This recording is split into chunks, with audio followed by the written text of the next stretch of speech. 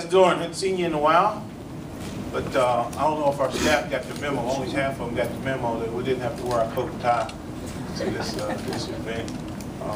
Felt like you guys were coming to our house and coming to somebody else's house, but they can wear what they want to wear. So we didn't wear our coat and ties for you today. This past season has been a really good season, and I say season, past year, because this thing started a year ago. We didn't just all of a sudden begin to recruit, because recruiting's year-round nowadays. This staff did an unbelievable job of recruiting. When I say this staff, the staff is made up of the coaching staff, their families, their wives did an unbelievable job. Our support staff, people in this building and across campus, equals Ms. Barnhart, Dr. Capiluto, and Coach Cal. Coach Cal did an outstanding job of very few big-time Division I coaches in men's basketball are willing to open up their locker room at the 30-minute mark and let some high school football recruits come in and address them. And I appreciate Coach Cal for doing that. Dr. Capiluto and Ms. Barnhart, we got those guys in front of our prospects. They did an outstanding job of selling our vision and selling where we are as a football program.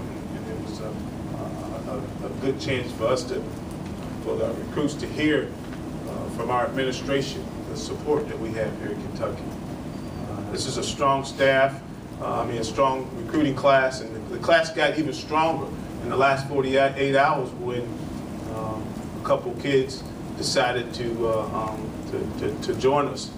This is our second year in a row that we've had an opportunity to sign a full class, and I say full class of 25, and that because of the numbers and because of the quality that we've had in these last two classes.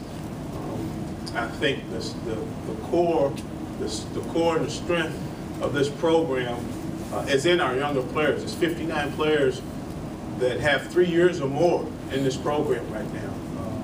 Last year we brought in 25, 11 of those 25 got on the field. It could easily have been about 4 or 5 other ones that could have got on the field. The other guys probably needed a year of development, but there was a couple other guys that could have got on the field.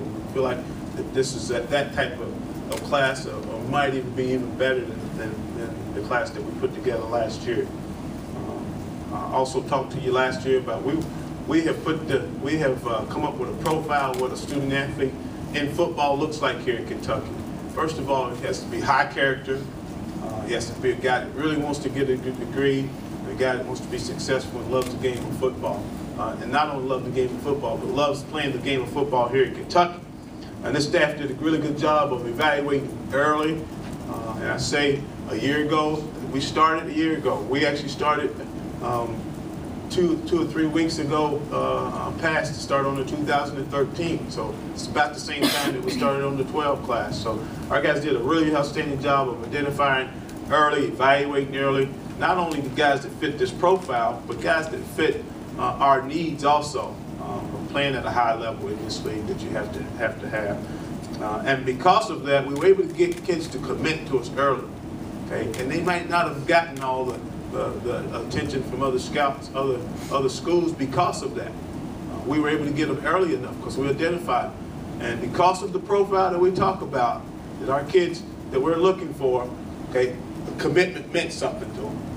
And late in this process, there was a lot of kids that were getting hammered by other teams, and Jordan Watson was one of those guys that was getting killed by other teams trying to get him to turn his back on the University of Kentucky. Jordan Watson stood strong. A couple other kids, Deshaun Mobley was another kid that stayed strong because of the profile that we were looking for. A guy that has high character, a guy that really wants to get a degree, a guy that loves to play the game of football, and not only loves to play the game of football, wants to bring that love to here at the University of Kentucky. We were able to hold on to what we called a great class that got even better in the last 48 hours. And a lot of that had to do with the relationships that we have established. And that's the thing that this staff has talked about.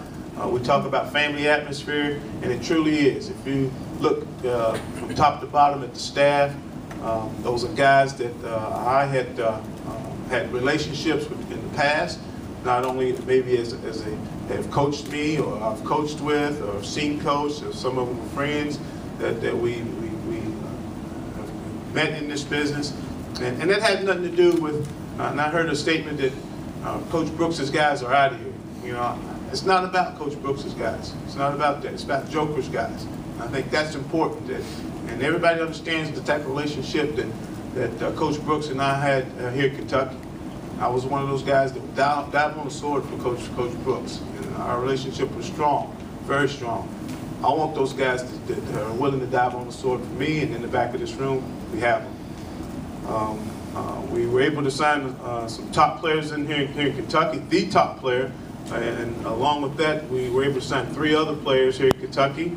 The state of Ohio, what we've been talking about, has to be important to us. We've got 2 kids from the state of Ohio, and I appreciate the effort of Coach Minner and the addition of Coach Cassidy, who has also joined our staff. We're able to get two quality players from the state of Ohio, and it has to be a huge emphasis of ours to be able to go into the state of Ohio, which is a lot of people between here and Dayton that love the game of football, that fit the profile that we're looking for, and we've got to be in there, and not just be in there, but be in there strong.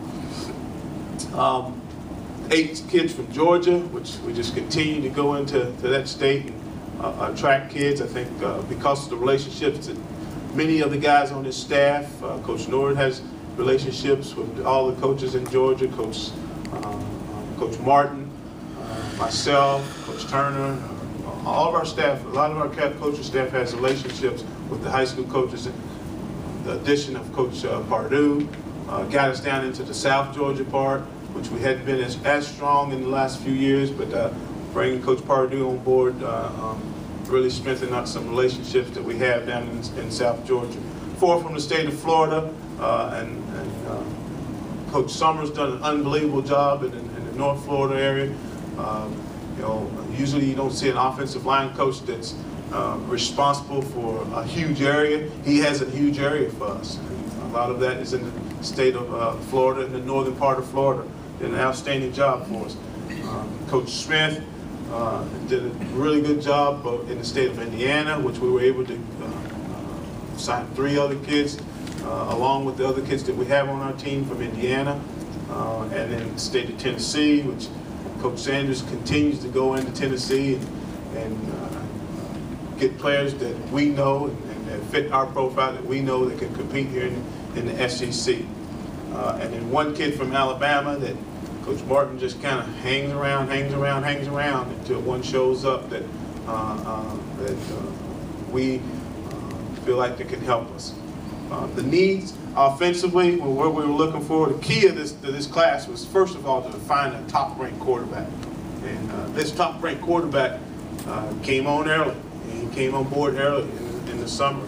It was like June of, no, actually it was his spring break, so it was April. He was coming back from his spring break, landed, came over here to the office, committed to us, and became the face of this class. So we were able to get that top-ranked quarterback, playmaker at the wide receiver position. As you all know, it's just something that we had to go fulfill. We feel good about that position. A couple SEC backs. When one came available late, and we were just kind of hanging around. When he became available, we reached out and touched a lot of people that we have relationships with, that we were able to attract him.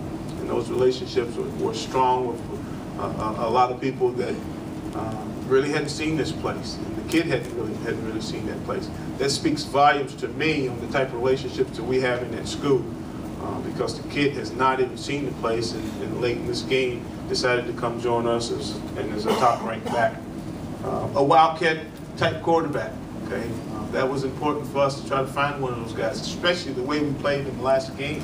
Okay, sometimes things happen. You have to get into some different packages, and I think Whitlow gives us that opportunity to add another package to our offense.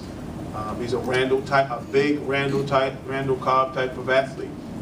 If I compare him to Randall, it's hard to compare somebody with Randall Cobb. But that's what we thought Randall was when we got him. We think this guy's the same type of player.